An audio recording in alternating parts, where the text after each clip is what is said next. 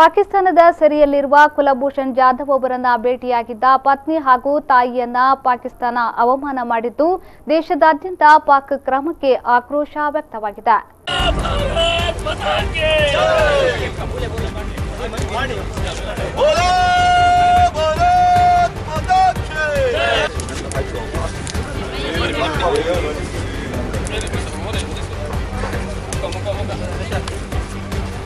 ಉಡುಪಿಯಲ್ಲಿ ಪಾಕ್ನ ಹೇಡಿ ಕೃತ್ಯವನ್ನ ಖಂಡಿಸಿ ವಿಶ್ವ ಹಿಂದೂ ಪರಿಷತ್ ಹಾಗೂ ಬಜರಂಗ ದಳದ ವತಿಯಿಂದ ಪ್ರತಿಭಟನೆ ನಡೆಯಿತು.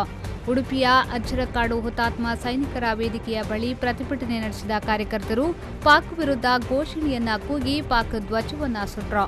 ಮಾತ್ರವಲ್ಲದೆ ಜಾಧವ್ ಪತ್ನಿಗೆ ಹಾಗೂ ತಾಯಿಗೆ ಅವಮಾನ ಮಾಡಿರುವ ಹಿನ್ನೆಲೆಯಲ್ಲಿ ಕೇಂದ್ರ ಸರ್ಕಾರ ಪಾಕ್ಗೆ ತಕ್ಕ ಪಾಠ ಕಲಿಸಬೇಕೆಂದು ಆಗ್ರಹಿಸಿದ್ರು.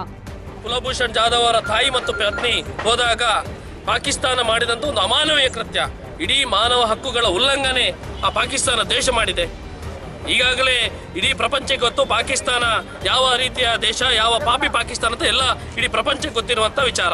ಆದರೆ ಮೊನ್ನೆ ನಡೆದಂಥ ಯಾವ ಘಟನೆಗಳಿದೆ, ಮೊನ್ನೆ ಮಾಡಿದಂಥ ಯಾವ ರೀತಿ ಇದೆ, ಇಡೀ ಮಾನವ ಹಕ್ಕುಗಳ ಉಲ್ಲಂಘನೆ ಮಾಡಿದಂಥ ಒಂದು ಕೃತ್ಯ ಇದು ಪಾಕಿಸ್ತಾನ ಮಾಡಿರುವಂಥದ್ದು. ಯಾವ ಕುತ್ತಿಗೆಯಲ್ಲಿರೋ ತಾಳಿ ಇರಬಹುದು ಅಥವಾ ಅವರ ಬಳೆಗಳನ್ನ ತೆಗೆದು ಮಾಡಿರುವಂಥದ್ದು ಇಡೀ ಹಿಂದೂ ಸಮಾಜಕ್ಕೆ ಅವಮಾನ, ಇಡೀ ಭಾರತ ದೇಶಕ್ಕೆ ಅಪಮಾನ. ಪಲ್ಲವಿ ಸಂತೋಷ್, ವಿ4 ನ್ಯೂಸ್ 24/7 ಉಡುಪಿ.